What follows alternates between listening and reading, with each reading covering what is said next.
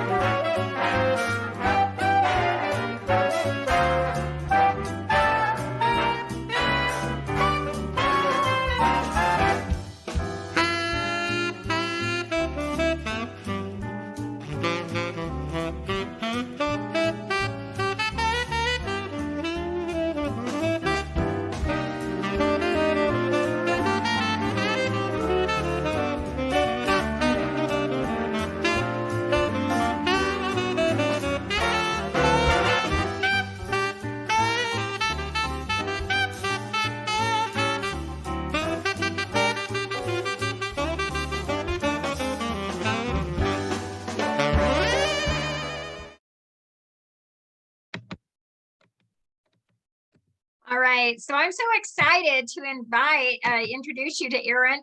I'll tell you, she's with Huckleberry Travel, as I mentioned, but believe it or not, she controls and rules the 8th graders. That's what she did in her former life. And I love teachers. They are my very favorite people. She has traveled. She grew up traveling all around the world, as her father did that as his livelihood too. And so I'm so excited to have her expertise and their company expertise when it comes to destinations. And so with that, welcome, Erin. We're so glad to have you here today. Hi, thanks for having me back. Oh, you bet.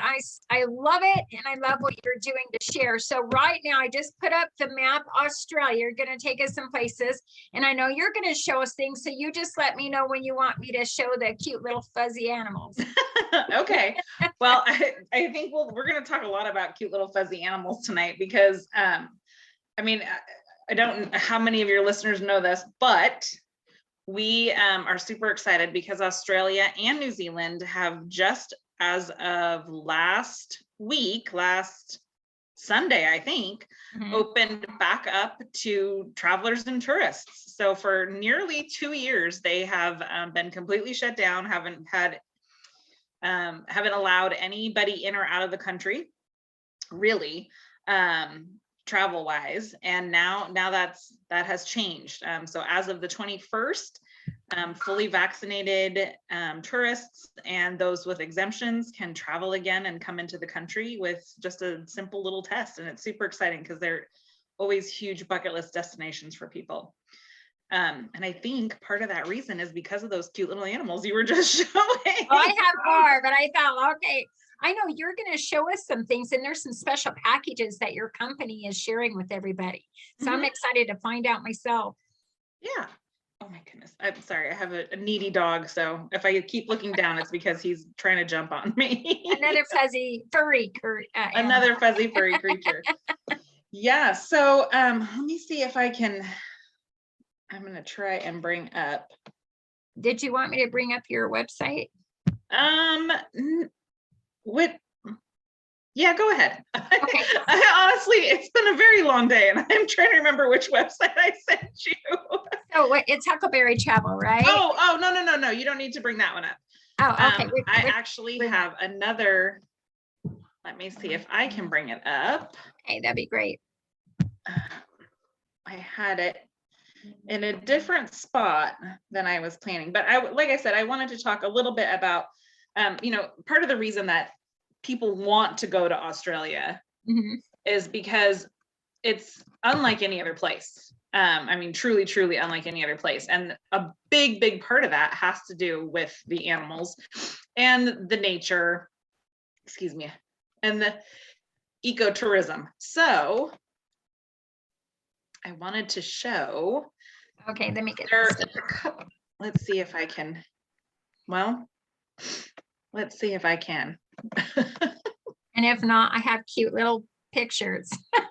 Okay, well, let's start with cute little pictures while I see why this is freezing on me and not opening. I really didn't know what kind of animal that was. Well, it doesn't matter. You can start with koalas. You can start with whatever you want to start with. Yeah, okay. I just had enough time to get the pictures. I'm going, if anybody here has a way to chat and let me know what this is, that would be great. Isn't that interesting? It's probably a version of a porcupine, I would think. But yeah, I think he's probably in the porcupine family. I'm not really sure what that one is. But he and all his little friends, from koalas to dingoes, kangaroos, wallabies, wombats, all of those animals that we know are native to Australia and that we all fell in love with the crocodile hunter and his family. They're all part of two really cool programs that we can book you into now that Australia is back open. Okay. One is that the Taronga, and this is the one I was trying to open up and it's frozen for some reason. The Taronga Zoo has a wildlife retreat, and they do, that's a quokka. Is that what it was? Yeah, that's a quokka. They crack me up. They always look like they're smiling. That is cute. But I've heard they're not necessarily, like, they're super cute and they look like they would be very friendly, but I heard they're very territorial. Oh dear. Like many things in Australia maybe aren't the nicest things to you, but they're marsupial like koalas and such. And I do know that they're at both the Taronga Zoo and then this wildlife park called the Featherdale Sydney Wildlife Center. And what's really amazing about both of those places is they have like spend the night at the zoo programs. Oh my gosh. How cool yeah, so you can spend the night like right in the heart of the zoo. They talk to you about, ecotourism a little bit and how you can help protect this land that is so unique, Australia. Oh, there's your little guy. He's a short-beaked echinida. I know, I just saw that. That's interesting. Yeah. Your little porcupine guy. I don't know, and I'm probably not saying it right, echinida, but so yeah, you can spend the night right in the zoo. You can feed the kangaroos, you can cuddle. They actually have programs where you can cuddle koalas, especially after, I know this seems like it was absolutely millions of years ago, but it was not. The Australian wildfires were actually right before everybody shut down for COVID. And there were quite a few koalas that were injured in those fires because they aren't super fast. I mean, they're just little bears, so they would get their paws burned and their tails burned.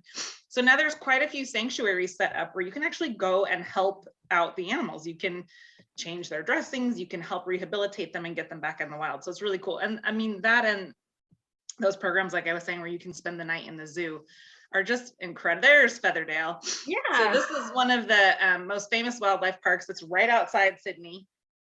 And they have not only Australian Indigenous animals, but they have animals from all over the Pacific and Indian Oceans. That's what I was trying to think of. Oh, wow. So, yeah. Just incredible. Absolutely incredible. So to spend a night in the park, so you fly to Australia. So this would just be one of the how would you want to take 2 weeks at least going down there? Honestly, because I mean, your flight, we always tell people when they travel, you want to kind of think about your travel days as losing a day, because even when you just go across country here, I mean, that's 6 hours if you fly. And it really does eat into your travel time. But when you go to Australia, you really are losing a whole day. So Right. I think a week is definitely not enough. 10 days at a minimum. There's so much to see in the country itself. And then, you know, to go out to the outback, Airedale Rock and things like that, like you want to have days of time, not hours of time. Okay, yeah, that definitely makes sense. Now this, I believe, is in Australia. Yes, that's Sydney Harbor. In So the Sydney. Harbor Bridge, actually, that's that big structure there, the Harbor Bridge. You can actually do walking tours of that bridge, and you go up, see where those flags are at the very top? Mm-hmm. You actually walk up there. Oh my heavens. Yes, so it's almost like a canyoneering or mountaineering thing almost. I mean, they hook you into a harness, you do walk along the edge. There are guardrails and handrails, but you are at the very top of that bridge as you walk across it. And they do, you know, a little bit of guided instruction and talk to you about the building of the bridge. Then the Opera House, which is kind of that shell-shaped structure down there. That's the other really famous landmark in Australia. Sydney Opera House does. They are a working opera house, so they do have performances and shows there, musicals, operas, operettas, orchestra events, symphony events. But also you can do behind the scenes tours of that opera house. So you go during the day before a program, before a performance, they take you underneath, they take you where the orchestra pit is, they take you back to the costume area. So you get to see all the costumes and stuff, and you really do get kind of a performer's eye view of the inside of the opera house. Now, when you went, what all did you do when you were there? So I have not been to Australia. Well, I'll tell you, I wouldn't have known that. You sure know about it. Well, I've sent many people to Australia. And it's definitely, like I said, one of my bucket lists, and it's a lot of people's bucket list destination because it is so unique and so different. My parents went about 6-7 years ago, I think, and they were there a month. So I mean, you can find things to do in Australia for an entire month. That is definitely not an issue. You know what's interesting now with what you do with your travel, someone just says, I want to go to Australia, I want to do this and this, and they don't know where anything is, but you know how to set up a schedule and make it fit, right? Definitely, yeah.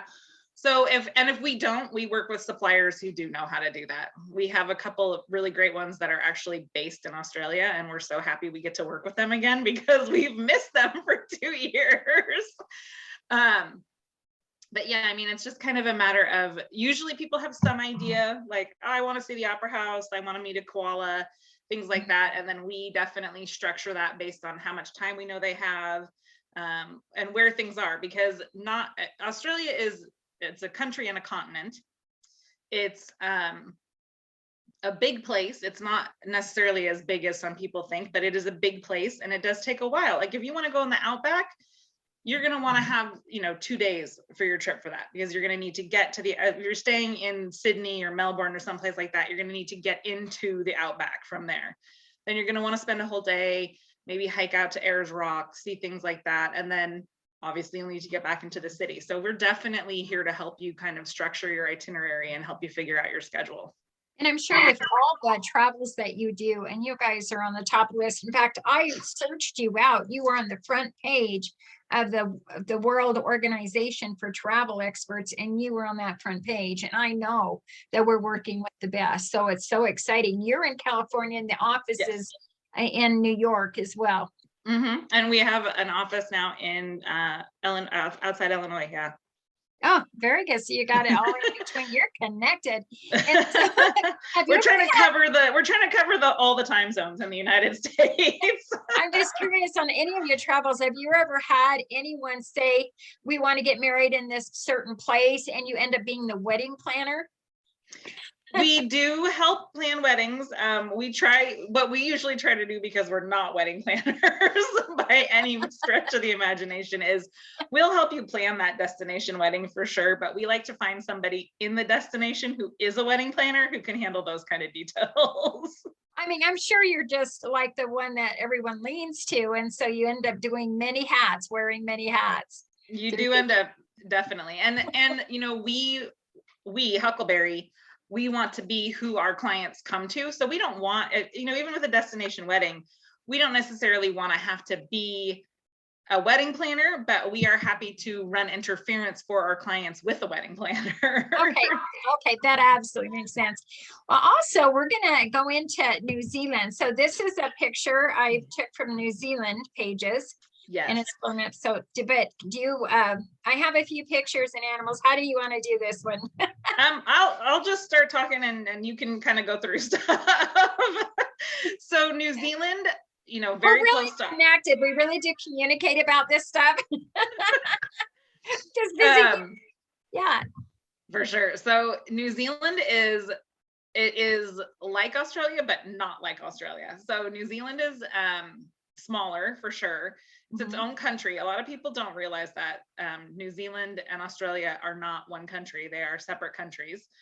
And New Zealand is part of the continent of Australia, but obviously when you look at a map, New Zealand is over here. It's its own little island. New Zealand is, I think most people would probably know, New Zealand is where they film a lot of fantasy films because the landscape is so incredible. You can't really tell it here from the cityscape. This is probably Auckland, but yeah, if I was going to say, if you see this, you've got these completely lush fields of lavender or sheep farms, and then these mountains that seem to like rise right out of the ocean. But unlike, say, when we go to Hawaii and see a mountain rise out of the ocean, it is like our snow-capped peak. It's like looking at the Rockies, but they're in the middle of the ocean. It's crazy. This is absolutely gorgeous. And they had some cute little animals here that. Yeah. So New Zealand is known for its sheep farms.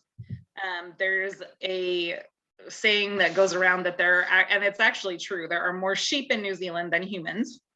Oh my gosh. They are huge producers of lanolin, which is in a lot of lotions and things, but theirs is very pure and it comes, right from the source. There's not a lot of filters and things in it. One of the things that people really like to get when they go to New Zealand is lanolin, like straight from the source. So in, a body butter or lotion or whatever, and then Manuka honey. And Manuka honey is only produced I should take that back. Real Manuka honey is only produced in New Zealand. It's kind of like saying, I'm drinking champagne, but if it's not from Champagne, France, it's not really champagne. Manuka honey is the same way. And it's super pure. And it has like health benefits and antioxidants that I guess regular honeys just don't have. I wonder what kind of flowers or what the honey is. It's actually the Manuka plant, which I don't know exactly what that is. Well, I could just go look it up. I believe it's like a grass that flowers. Oh, okay. And it's just supposed to be, it's an anti-aging honey. So a lot of people will eat honey for its antihistamine properties, but this Manuka honey is actually supposed to also help with aging. So It's kind of crazy thing. And then the other big tourist draw in New Zealand are their wineries, because they have that same, they're obviously much lower latitude, but they have that same kind of climate as Napa and France and other big wine growing regions, where you have the mountains and then you have these really steep valleys. And so it's like perfect growing conditions. And then their weather is a little bit better than some of those places. So they don't really have an off season. Well, this is Manuka. Yes. Plant. And so they've got a lot of flowers. So I'm sure they get a lot of honey. Oh my gosh, look, it's loaded with flowers. I'll be darned. And so Manuka flowers can only grow in New Zealand. You can't transplant them, right? No, you can grow them other places. But the like true Manuka honey only comes from New Zealand. So like I said, it's like, I mean, you can make champagne anywhere in the world, but only Champagne, France can call their champagne. I've never heard about it. And I love, in fact, I make lotions and soaps and I use lanolin in it. So now I'm going to have to get the real lanolin, Yeah, New Zealand lanolin for sure. Yeah, I know. I mean, you can buy Manuka. I was gonna say, I think you can go on Amazon for a little taste of New Zealand and get Manuka honey. It's very expensive, I will tell you. When you look at it and you think, why is this honey almost $20? Or yeah, some of these are like $40. This one looks like $198. Yeah, see, that one comes from New Zealand. It's the New Zealand Honey Company. Yeah. Well, so I mean, and even in the United States, like if you go, if you're buying a Manuka honey from the States, they're still expensive. It's incredible, but it's really delicious. And like I said, it's supposed to have antioxidant and anti-aging properties. Oh, he's a different bird. Yeah, it's New Zealand pictures. Yeah, so the official bird of New Zealand is the kiwi. He's this little flightless bird, and actually New Zealanders often refer to themselves as kiwis. Oh, okay. Well, that's good to know. I think I might have a kiwi. Is that a kiwi right there? The one on the one, I don't know what that big one is, but the one on the right is the kiwi. Yeah. I don't know if this is an ancient bird. They have something like that, but it may be ancient and now they turned into kiwis. Into little kiwis. That's entirely possible. That's the really cool thing about New Zealand. So New Zealand, known for ecotourism, obviously, because they have the sheep farms and the honey farms and the same amount of animals as Australia. But like I was saying before, their landscape is so varied and so different that we do a lot of I guess you could call it film tourism. So Lord of the Rings was filmed there. There's actually a shire. So the set that they built for Lord of the Rings is still there. And you can actually go and spend the night in the little hobbit homes. Oh, wow. So they have tours and things, and it's really, I mean, you look at that little bird and you think, well, that's just a weird little bird. And they're proud to be called kiwis. But it's kind of, Australia is not unlike the Galapagos we were talking about last week. Australia is a place where these animals have no place else to go. Like, they're not migrating to other countries. They're not migrating to other continents. So they really haven't had to change for hundreds and hundreds and thousands of years. And so you do have, like your little, your echinida that we saw earlier. You're not really sure why this animal exists or how it can survive looking like this. Koalas are another one. They're just a big cuddly, I mean, they're mean. I will say that they can be very mean. But it's like, how did this cuddly bear survive for so many thousands of years? They had to get mean. Yeah, I mean, there's no predators for it, and kangaroos either. Kangaroos are actually very devious and funny, and they know how to swim. And so kangaroos will swim into the middle of a lake and kind of lure other animals out to the middle of the lake and then fight them. Oh my gosh, I didn't know they could swim. Yeah, they can swim. Yeah. Australia, actually, they call it the Emu War. You can Google it, look it up. It's an actual war that was fought against emus, which are kind of ostrich-like birds. So they're big and they don't fly. They have 2 long legs. Actually, that one you showed might have been an ancient emu, now that I think of it. That one that was with the kiwi. Oh, So they had the Great Emu War, and the outback farmers in Australia had waged war against the emus, who were smart enough to figure out how to destroy these farmers' crops every year and not get caught. Oh my gosh. I have some photos here. Here they are. Is actually, see that picture towards the top where the guy is holding the emu? That's part of the Emu War. That is so great. Great Emu War. There you go. Wow. And they lost. The emus won. Look at these emus. Look at this. Did you see that picture? Oh my heavens. So you can see, I mean, it is an amazingly beautiful and amazingly different country than any you have ever been to.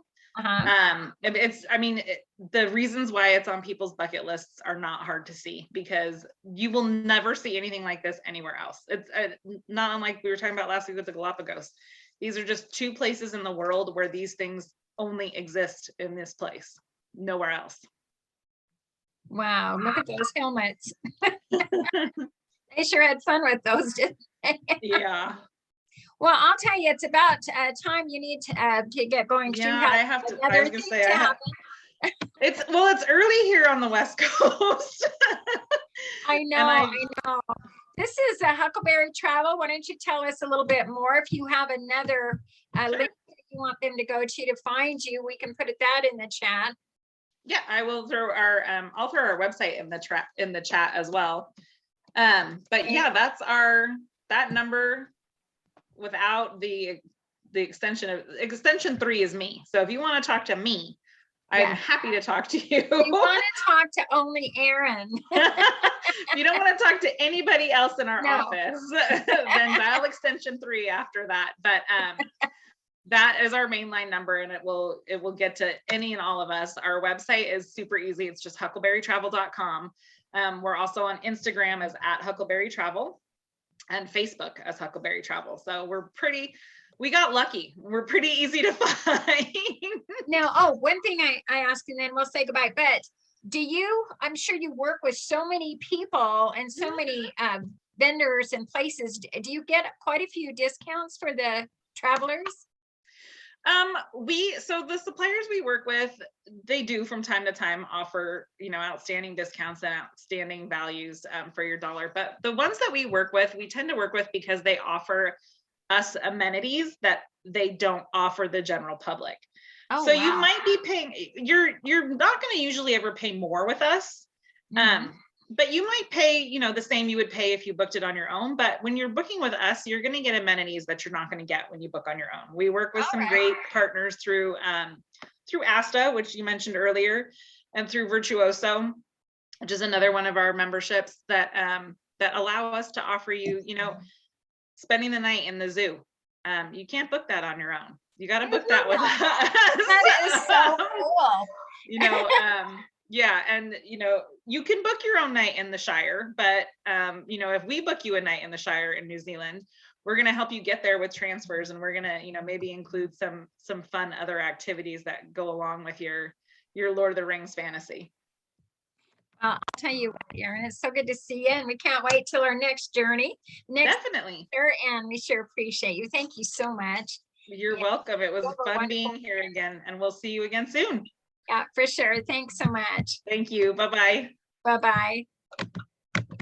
Fun to have friends all over that just absolutely make a difference for everybody. We're going to go take a quick break, and we're going to watch one of our charities we sponsor, and then we're going to come back.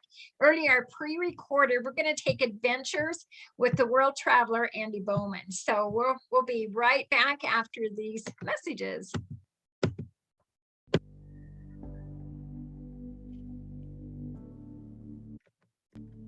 Having a child in the hospital is incredibly hard for parents and really difficult for the child too.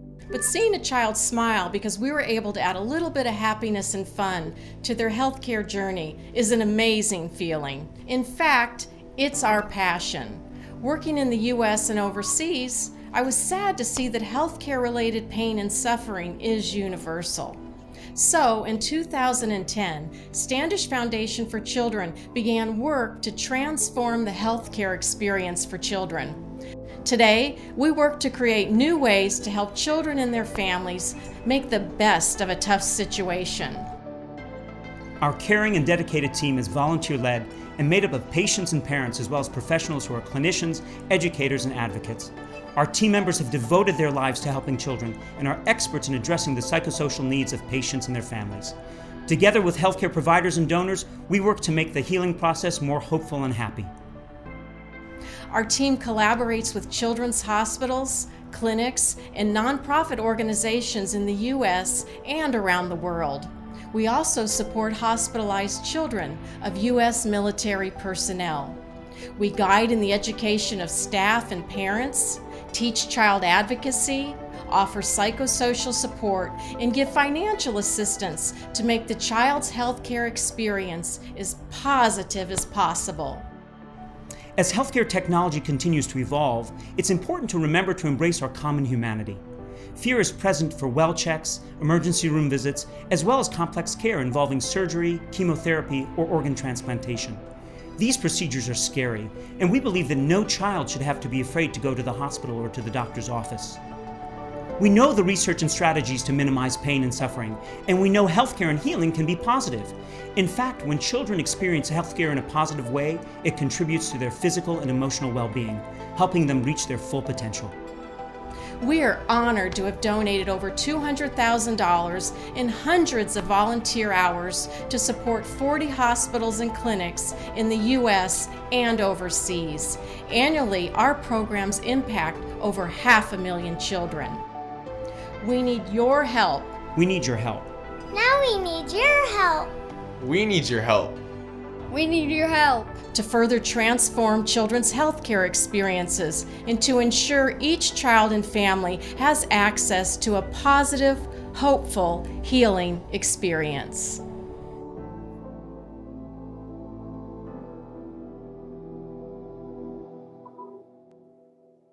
Excellent, incredible organization to be involved with. You just go to standishfoundation.org. So I'm excited. We recorded this earlier, but it's Andy Bowman. He is a world traveler. He's been over 70 countries, and you're going to hear more. So let's get this going.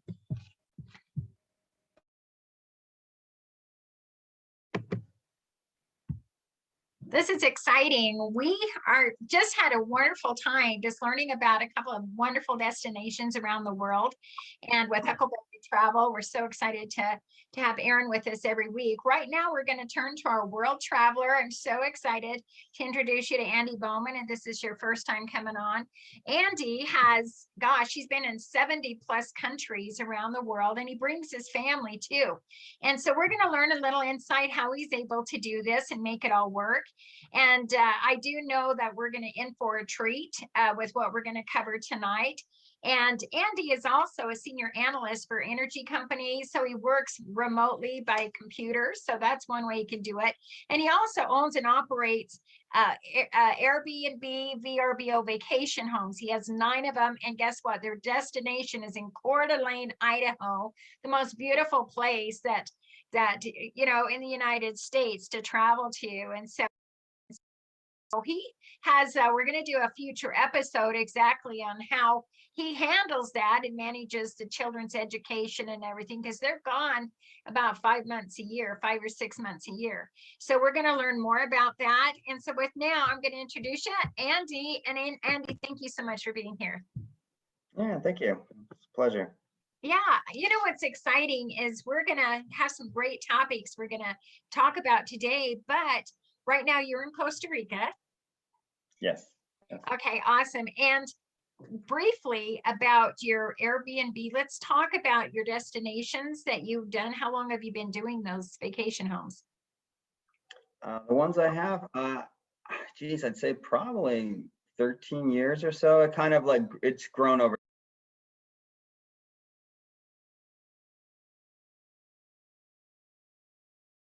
time. So initially it was like, you know, just kind of dabbled in it, renting. We have a big event in Coeur d'Alene, the Ironman event, which always required a lot of demand. So people would start renting out their own homes like a week here, you know, during that event. And so I kind of started with that and then kind of grew it into a full-fledged business, I guess. Yeah. That's exciting, and Coeur d'Alene's absolutely beautiful. And then you bring your family around the world. Now, do you travel 7 months a year or 5 months a year? I guess on average, I mean, we tend to always leave in the summer because that's when the kids are out of school. So they still go to public school for the most part. Mm-hmm. So, you know, that's 3 months. And then, you know, with school, we try to manage. So we usually do like a spring break, like a kind of an extended, like 2-3 weeks during spring break, maybe during Thanksgiving holiday, we'll do 2-3 weeks. So I'd say like 4 or 5 months average. It kind of just depends on the year. But we do it every year. We've been doing it for, you know, for 13 years probably. That's awesome. What we're going to do, we're going to kick off with some of our content today. We're going to talk about, now you're in Costa Rica right now, right? Yes, I'm in Tamarindo, Costa Rica. Okay, excellent. And so just a couple of views of beautiful Costa Rica. So tonight, he and his wife, and I think his oldest daughter, your oldest daughter, learned to scuba dive. So here's some really pretty pictures, and then we'll get into you. But how did you guys get started in scuba diving? You know, we actually, my wife and I, we kind of, we played with it. We were never certified. So we took a trip about 4 or 5 years ago to Cuba, and there was an opportunity to dive. I mean, I think the rules are a little looser in Cuba. So I don't know that in any other place we would have been able to do the dive that we did, or that someone would have allowed us to. But we had an opportunity. Took a dive there. It was just gorgeous and beautiful. And we've always been big ocean lovers. So it was nice to just have that experience. And then we did another short dive in Malta a few years ago, just my wife and I. And then it had always been a goal to get certified. So about a little over a year ago, my wife and I got open water certified, which is like through PADI, which is kind of the international, one of the pretty much the main international certifications. There's a few others, but they're most well known, I'd say. Yeah, and then my wife and I, then we just loved it, and so we got advanced diver certified, and then we wanted to share that experience with our kids. So then my daughter is certified. William, my son, he's right on the, he has to be 12 to be PADI certified. He's 11. So he just does like a discovery dive, which just limits the depth that he can go to. And usually they have to do little fundamentals in a swimming pool at first, but he's done probably like 8 dives like that now. So he gets to kind of skip the pool part and just go to the ocean, but he still has to, you know, for safety, stay at a certain depth. So this picture, your beautiful wife, Lindsay, we have Adelaide and William. And so you're in Costa Rica. This is just recently, right? Yeah, this is in Cocoa Beach, Costa Rica. So it's just a little farther north of where I am now. It's the bay is called Papaya. I can never pronounce it. Papayago or something like that. It's a real pretty bay. Lots of marine life. Excellent. And Adelaide's how old? She's 15. 15. She'll be 16 soon. Yeah. So where is she at in the level of diving? She's open water certified. So, and I'd have to check I don't remember exactly, but it pretty much limits each certification. It kind of extends your depth that you can go to. So at her level, she can go to a certain depth. I don't remember exactly what that is. You know, and there's certain rules you have to dive still with. I mean, she could dive. I mean, you should always dive with a buddy. So, but technically, she could dive on her own. And then here's some other pictures. Now this is of course in the same bay. But did you have other families with you? Yeah. So on the boat we had there's just other people. Yeah. So it's just a dive boat. I can't remember how many people it holds, but there's just groups, and you kind of go out in the morning about 8 o'clock and do a few dives. We did 2, one at one location. It's about a 30-40 minute dive. I tend to run out of air really quick, so we always have to kind of come up because I'm out of air. You just breathe heavier or something, or what is it? Yeah, I think so. Like, I mean, you really like it comes with practice. Like, people can kind of practice their breathing, and I tend to like just breathe heavy, I think. Now, so are it's not these something I've practiced on, but are these kids all over 12 or 12 and over? yeah, actually these are my niece and my nephew. So I didn't know that. And then my brother, that's Devin, my brother over on the right. That's there. Devin? No way. Uh-huh. Oh, Yep. okay. And that's his kids. Well, they've really grown up. Yeah. Excellent. Yeah, they were under 12. They did like what William does, was they call a discovery dive. But it's still a lot of fun. I mean, there's no real, I mean, really, I think a lot of diving, like if you just want to see marine life, you can do that. And in most shallow depths, you know, shallow being like 20 feet or something, you know, 30. Well, I guess I should mention you're my son and Devin is your half brother. So that's exciting that I didn't know if that was them. I didn't recognize them over there because it's been a few years. So exciting. So here is here's Adam or William and Adelaide in Costa Rica, just kind of relaxing after that. But what I have is I have some pictures from your Facebook page that has some film actually. And so what I want to do is get that up because we have some really great shots I want to show from here. Let me just go ahead and open that up. I think it's excellent what you're doing with your kids. Absolutely excellent. And I just love because they're my grandkids and I know they have the best dad ever helping them get certified in life, literally. So here is this one video. Where is this one at? You said it's like the Bay of Pigs or something? Yeah, this was in Cuba, I think, if I remember correctly. Yeah, this was a few years ago. So this is when Lindsay and I kind of did our first dive experience. Oh, wow. So is that you two together or is one of you with the certified trainer? That's Lindsay with the instructor, right? She was her first experience. She was just a little nervous, you know, like most people would be. So it was kind of just giving her some permission to kind of guide her through the experience. So, but that area, so the Bay of Pigs, you know, a lot of people are familiar with that just for historical references, but they use that bay for, I think there's like an international underwater photo contest that they do there often because the water is so clear. Okay. So like that clarity right now you're looking at is phenomenal. Like you can see forever, which is unique. You don't always get it. I'm waiting for Ariel like to come out. Yeah, unfortunately my that's like a cheap GoPro, so it's not the best film, but it's even then I mean that clarity is really good. So well, what I'm going to do, we're going to kind of switch it up a little bit because you dive, but you also surf. And here's a surfing school that you went to. Do you want to talk a little bit about it before we see this commercial that you were in this school? yeah, sure. This is a local guy here in Tamarindo, surf every day academy. He's awesome. I think he's like the #1 rated in Tamarindo. Like if you go to his Google stars or whatever, which is actually kind of how I found him. He doesn't really have like a business front or anything like that. He's just this guy that's super passionate about surfing, a really good instructor, does a real good like one-on-one approach with you. So anyways, this video is for he does these morning like workout routines it's a Brazilian workout. It's called Ginástica Natural, I believe, and it's there's some yoga components, some like Pilates type things you'll see, but it's designed for surfers and you know positions they would be in and so both of you are in this, is that right?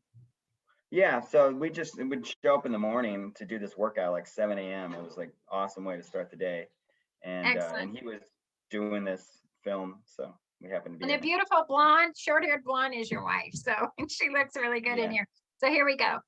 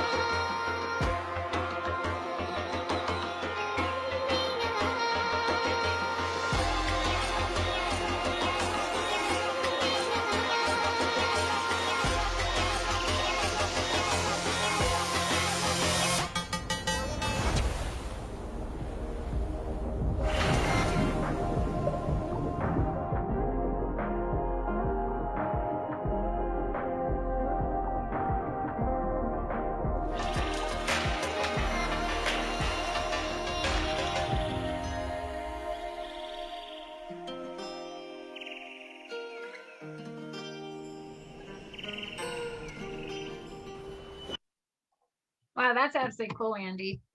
I love it. Cool. You did a good job.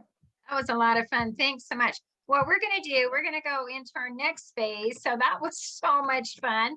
I just want to like jump in or something, it's just how it is. So what we're going to do, today. yeah. So what we're going to do, we're going to go ahead and get back. I have some slides to show first, and then we'll get back into, we're going to now go into Nepal. Tell us a little bit about Nepal. I mean, I guess I wasn't there for a long period of time. I think for like a week. So I mean, there's so much more. Like a lot of the attractions in Nepal, you really gotta take some time because they're the remote destinations, and I went really just I had the opportunity. I was going to India. I kind of went through it. Anyways, I mean, Nepal is, I think, both well known for being the home of Everest, Mount Everest. So, but it's also got a really unique community, a really unique, it's just a unique place. Like, just the people are unique. The culture is very unique. Yeah, so I mean that's where I would start. But is it a cross between Chinese and Indian people? Because it's right in the middle. It just makes sense that it would have those cultures. Yeah, I mean, China's like, I mean, it's hard. Like, I don't know a ton of the history, right? So, but China is a huge country, so you're not gonna find like, I mean, on western parts, southern parts of China, in these regions, like in these mountain regions, you're gonna find a completely different culture than you're gonna find in like the southeast portion, or the northeast portion. So I mean, it's just like the United States. I mean, you got a lot of these cultures have been around. So I wouldn't even say they're anything. I think the religion is mostly Buddhist, so that kind of impacts some of their culture. Now, if I put this arrow where you were at, would it be up here in the middle? Kind of No, so I was in the capital, just there at Kathmandu, which is the big red box. Right here, So, Kathmandu. So you were right there. Okay. Well, we're gonna see some pictures here real quick. Here's another overview. Just pictures that I saw. I don't know where this is, but they said they were in Nepal. So I have your Facebook page that has pictures of that you actually took. It's just a beautiful area. Every place is beautiful, actually. So here you go. Now here's the first of the many. Now is this Nepal or is this from another place? Because your Facebook is just loaded with different countries. So I know the next picture was in Nepal because you said so. Yeah, this one actually is in India, this picture right here. Okay, But so real close. okay. So So now this is where you start, Kathmandu. And that's in Nepal. Yeah, that's in Kathmandu. now what are they So doing here? they are burning bodies. So those are people. Cremation is a big part of their religion. So and I think that's a Hindu thing, if I remember correctly. Okay. But could be wrong.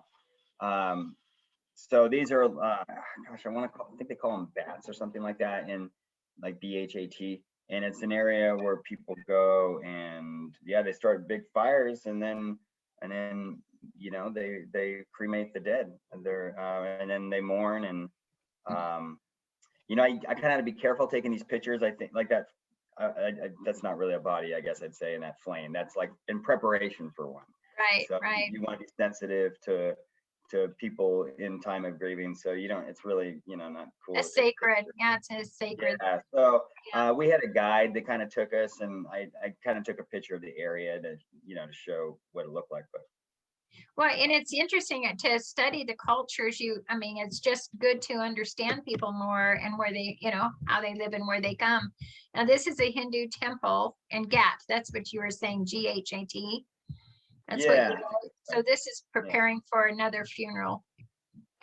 Yep. So that's a big, I mean, and their funerals are they really do a lot to it's a long process. I think there's like several days, a lot of attention given to the person that's passing. So it's a beautiful thing, really. I mean, Yeah, I can imagine. I think there's something with like the Indian where the spirit goes in the air or something, or whatever. I'd like to study it a little bit more to understand and appreciate. Now here's your daughter, Zoe, my granddaughter. And so she was able to come with you. That's really cool. Do you know what the markings mean on the foreheads? not really. Like it's I mean, they do it. We went to a temple, and it's something that they do. I think it's kind of a tourist thing, like tourists will pay a couple bucks if you put this stuff on them. They do that though in their own decoration, right? Like, I know, like I know. I don't want to like say something that's not right, because I'm not. A lot of this is religious, and I don't know the specifics, Oh, so okay. I wouldn't Then want to say it's like this religion and it's not. okay, that's So, okay. but you see that in we were at a temple. I think it was a Buddhist temple, and there was right there, and Mhm. somebody was doing that.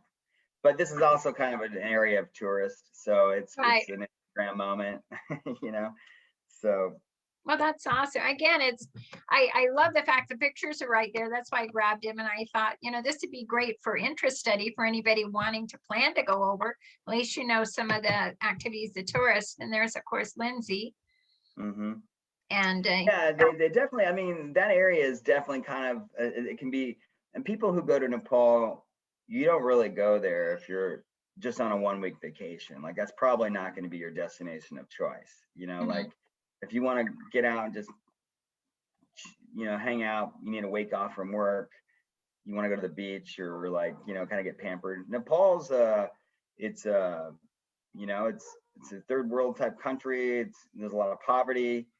Yeah, there's a lot of it's really an adventure. The big attraction is culture. There's a lot of adventure there, mountain climbing, treks that people do. There's these awesome, like, besides Everest, there's these huge long treks that people do, and so it's this was actually from a recent earthquake that they had when. yeah. I mean, it's not so recent. I think it was. I'm gonna say it was probably 5-6 years ago at least. Oh, okay. Yeah, I don't remember even when I was there, which now I'd have to count the years. It's been probably 3-4 years. It had been, but yeah, there's still a lot of devastation from it. Like it's still there. The buildings have been knocked down, and they haven't really been picked up. Right, they're still there. I bet the people are just phenomenal. Do they say, is there very few that speak English, or do more speak English in the city? More in the city, I think, and you find this kind of everywhere in the world. Like, that's a big question that always comes up. Like, do you ever have I mean, do you speak the language? And I don't speak any other language. I mean, I can say hi in probably like 6 languages, and I can say rough things, please, thank you. You learn courtesies. But we're fortunate being English speakers, and that most people, if they are involved in any sort of tourism related activity, they probably speak 5 languages.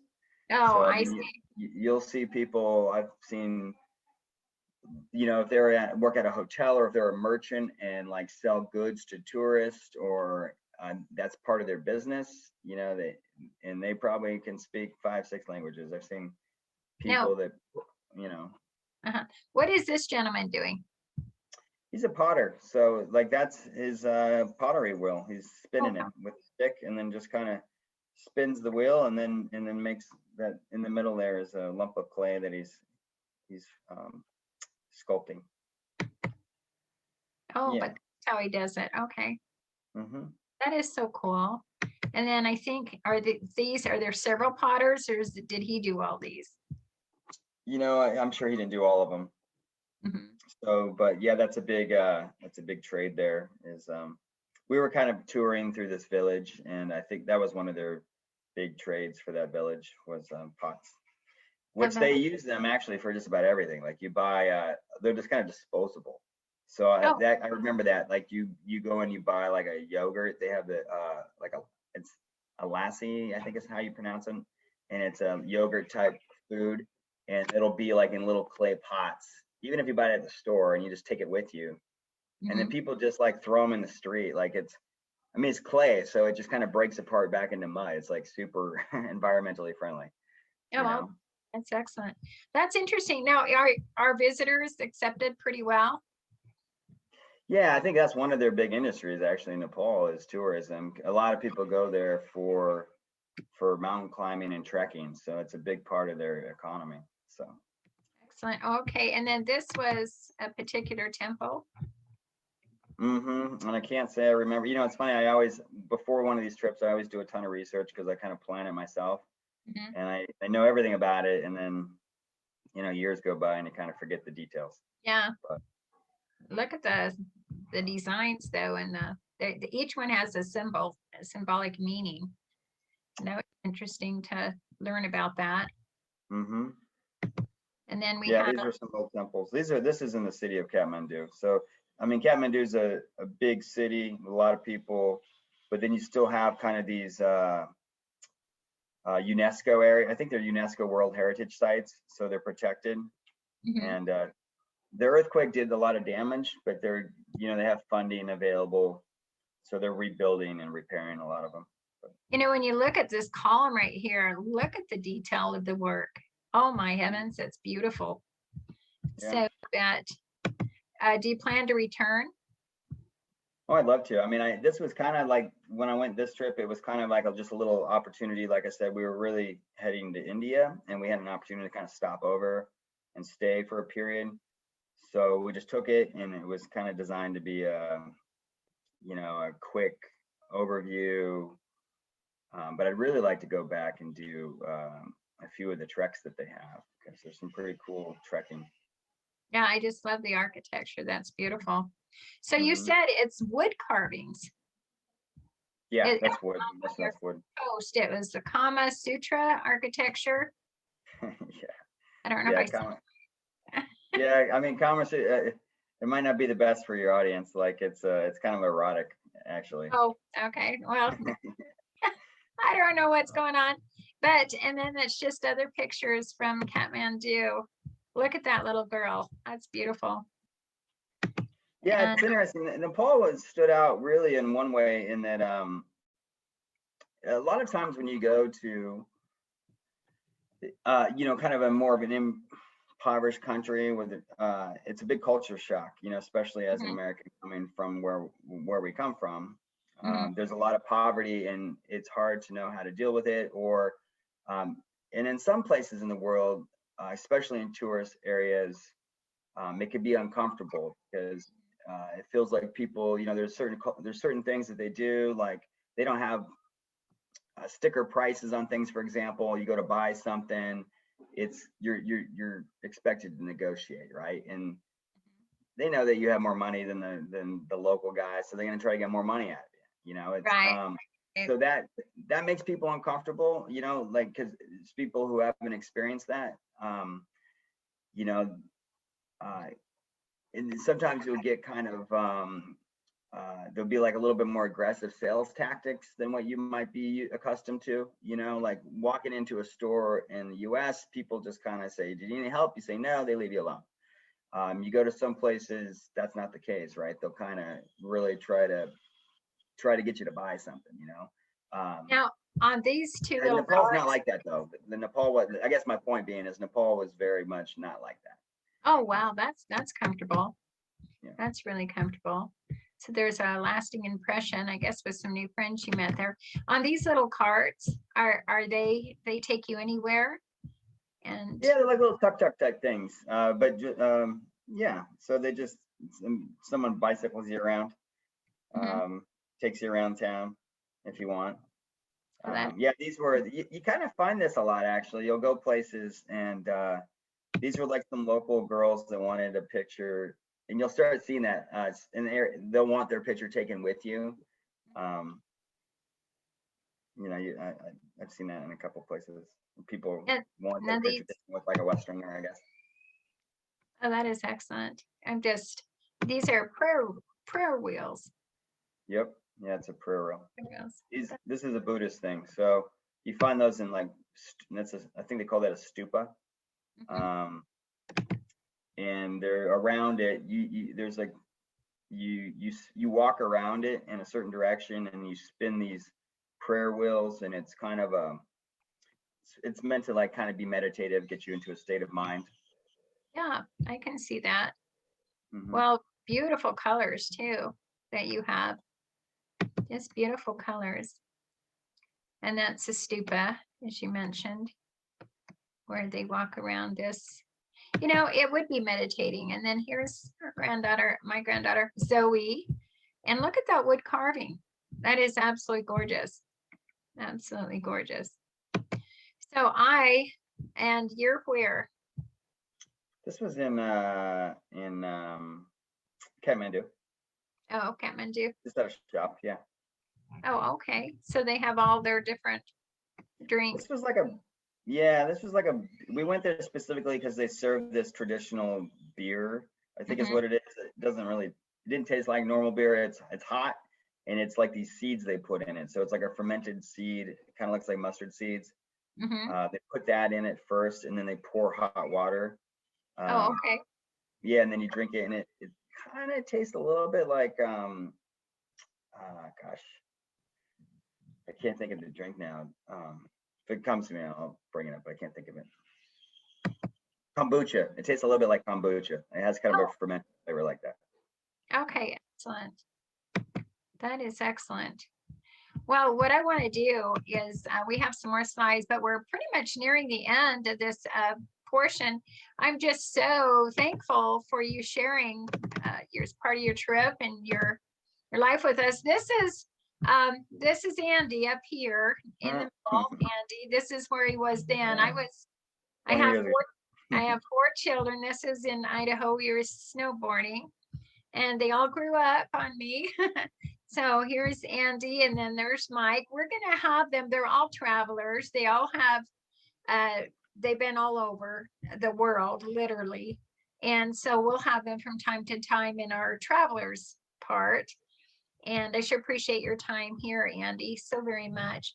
So with that, what I want to do is just pretty much just say thank you so much for being with us today.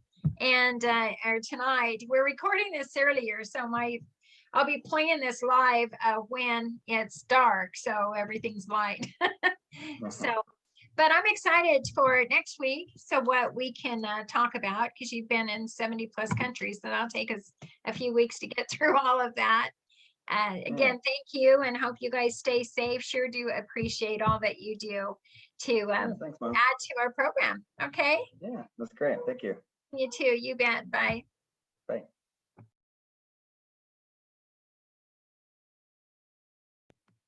All right. And there you have Andy there. That was a lot of fun, wasn't it? It was just good to get through that. And I sure appreciate Andy's time in taking, and it's going to be fun just to have both of them, both Erin and Andy on every week to just take us touring.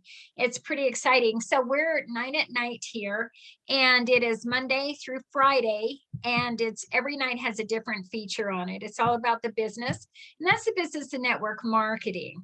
And we have Tuesday, it's all about racing from all aspects of it, from reporters to team owners to racers. We also have Wednesday night, it's all about the talent. And it's wonderful artists and actors. We have a talent agent that is with us weekly. We sure appreciate all that she does, named Carla Johnson with the Creative World Talent. And she has had such success with getting people in the movies to the runways. We have Thursday night is anything about money. And it's called It's All About the Money. And Friday, it's all about the fun. So we get to have that. I'm going to play this little bit. On our Monday night, we have It's All About Network Marketing. And so I've written a book, I've authored, and here's a little video on it.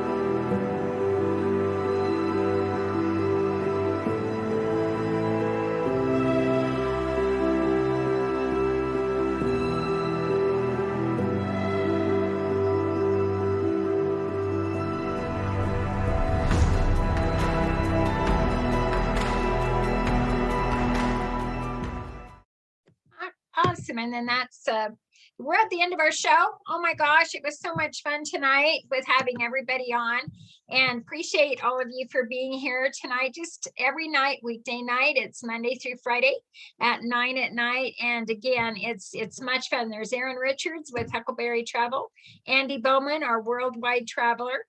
And we just can't say thank you enough. You are absolutely amazing for staying in touch. Check these guys out at their websites given, as well as get back on the show so we can see you again. Okay. Thank you.